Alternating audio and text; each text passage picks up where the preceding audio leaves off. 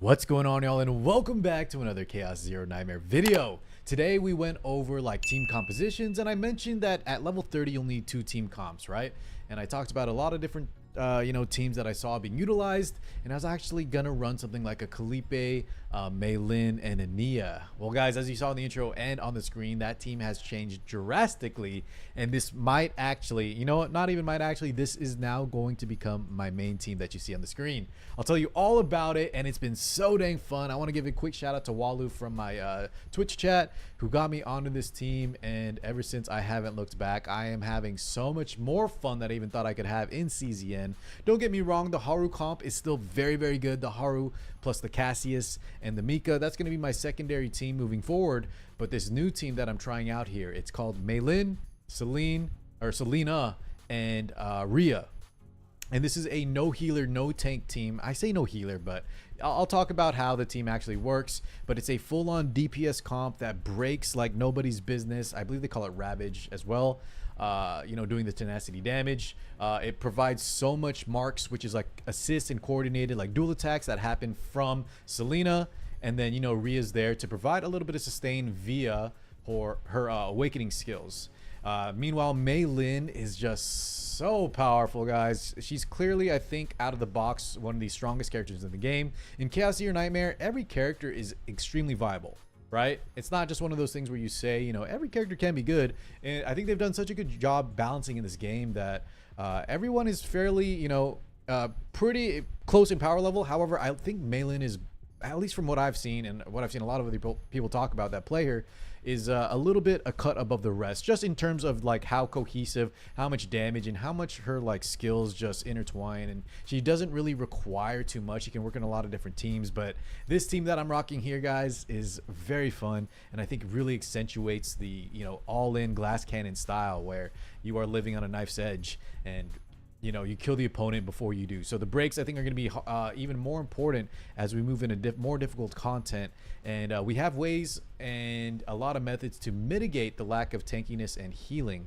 And instead, we just go, crazy with the damage. So if you like this kind of team comp, if you like this kind of play style, I'll teach you a little bit about what I did. And I really want some of y'all to try it out if you like the high octane, pedal to the metal kind of play style with the big damage. So thank you so much for tuning in. I'll probably have some footage showing here in the background and stuff, but I want to talk about the team and show you about the cards and just how the overall setup works.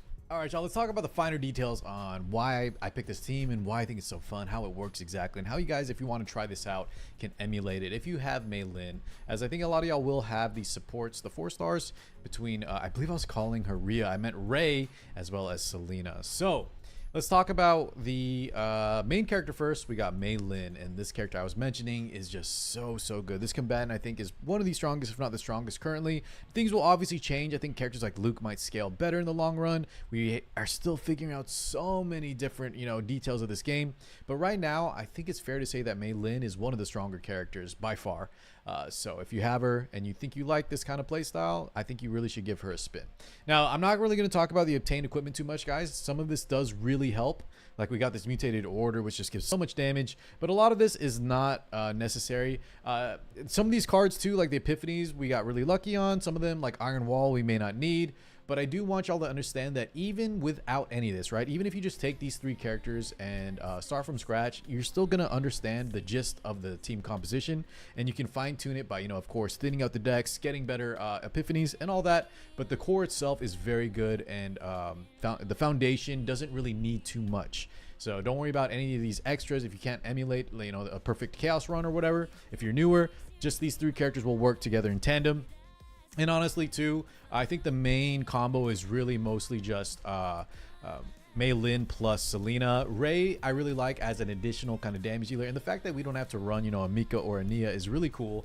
But I do think she is the most replaceable of the 3. And if you want a little more defensives, you could still go back to like Kalipa. You could go to something like a Maribel. You could go to Mika or sorry, did I say you go to Kalipe?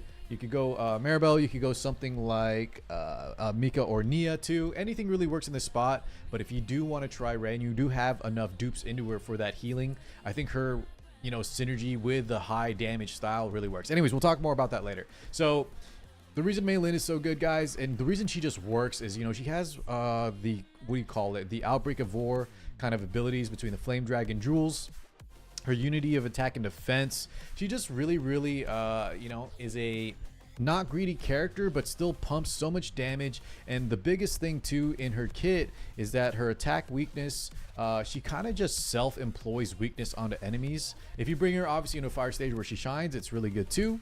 But the passion element, the fire element, the fact that she can kind of do this in any scenario makes her extremely versatile in a lot of different areas. So in essence, I don't really think Mei Lin is like a cut above the rest of the cast. It's just they designed her in such a way that is so easy to use, that is so powerful, that is very hard to mess up because it almost like autopilots itself. And it works with so many other teams where some other characters can fulfill or do the damage she does, but they require so many more hoops to jump through, where Mei Lin is just pumping from the get-go.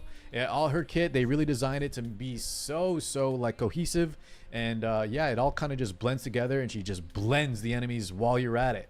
So long story short, you activate a lot of Art of Wars, or sorry, what do you call them? Not Art of War, there's Dark Souls or Elden Ring. You activate these Outbreak of Wars, you set up a lot of combos, and then your weakness breaking and doing so much damage via the unity of attack and defense.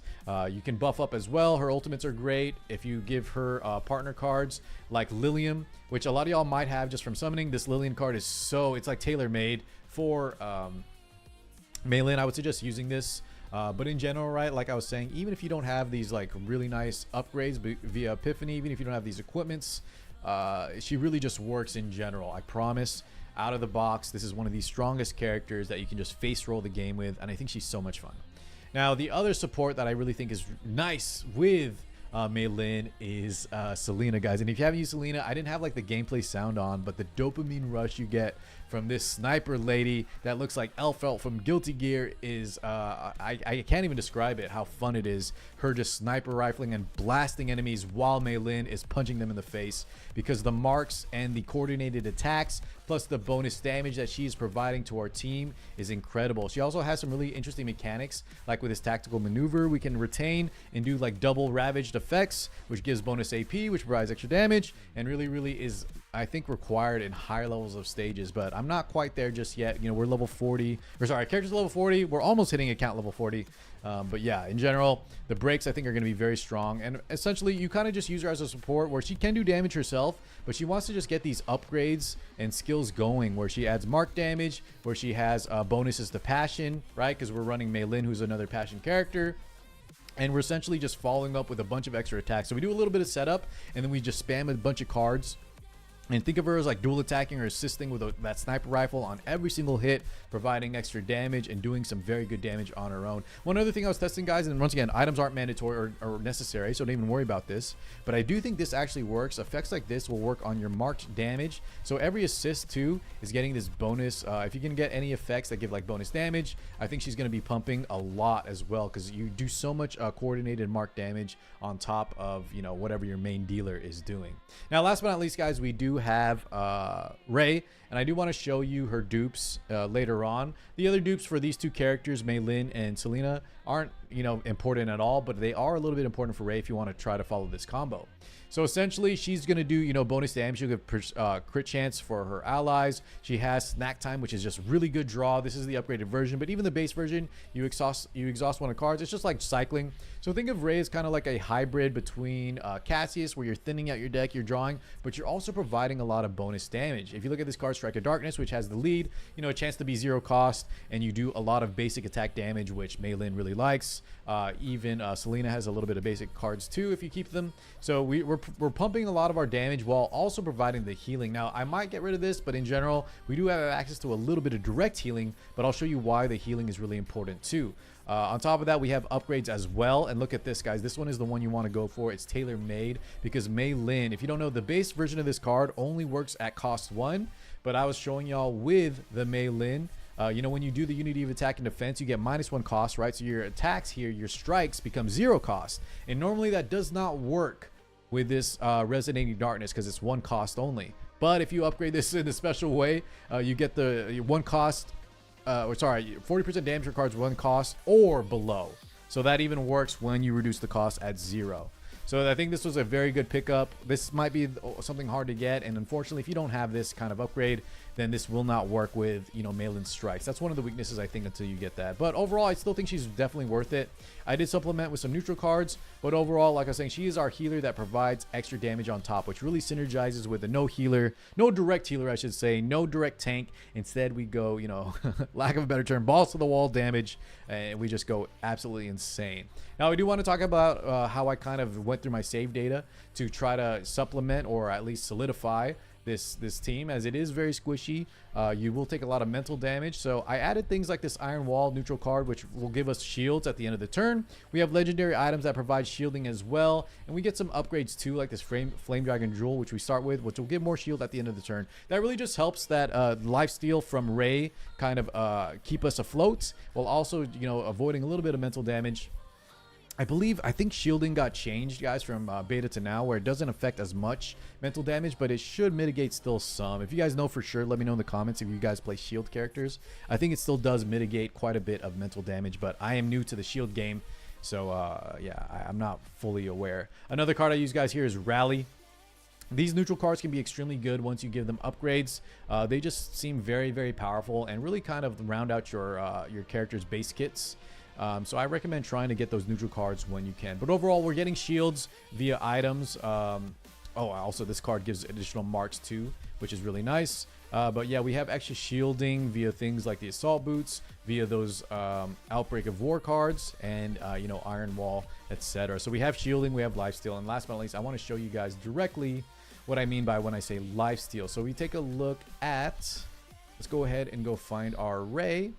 You can see here, guys, in the Manifest Ego, the Awake or Ascensions, I believe it is one of these early cards. Yeah, so right here, guys, Awakening Memory. So if you can get to Awakening 2, we do get some additional healing. So this, and plus the shields, plus that one healing card, is actually enough to keep you afloat, because you are killing the enemies so fast that this lifesteal effect is enough to kind of keep yourself sustained. You're doing so much damage, you're doing so much breaks, you're killing the enemy so quickly that Ray alone, while also providing, you know, bonus damage to your team, is also healing you. And even though it's less than a dedicated healer, it is good enough to get going. So let me show you guys the partners for them too. I'm actually just using a basic level 3 partner. I might pick up the battle pass. We might give her a better partner when we can. I might steal from Mika here. I think Arwen is very good, but overall right now it doesn't really matter. And honestly, I like the end of turn healing, so we might keep this just for a while.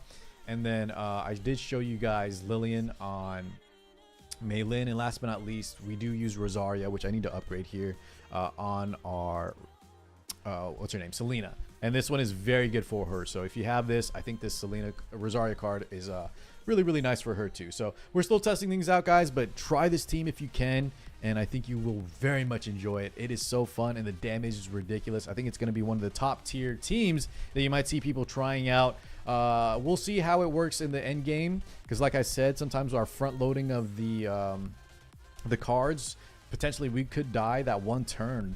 The game gets so difficult later on, but we can make some adjustments. So overall, extremely high damage, extremely fast clears, breaks like nobody's business. And yeah, I want you all to give this a try if you have these characters. All right, Mei Lin is absolutely insane. All right, guys, we'll wrap things up there. More guides every single day. Please stop by the Twitch and YouTube live streams. I've been talking with all y'all, having so much fun, streaming like 10 to 12 hours a day.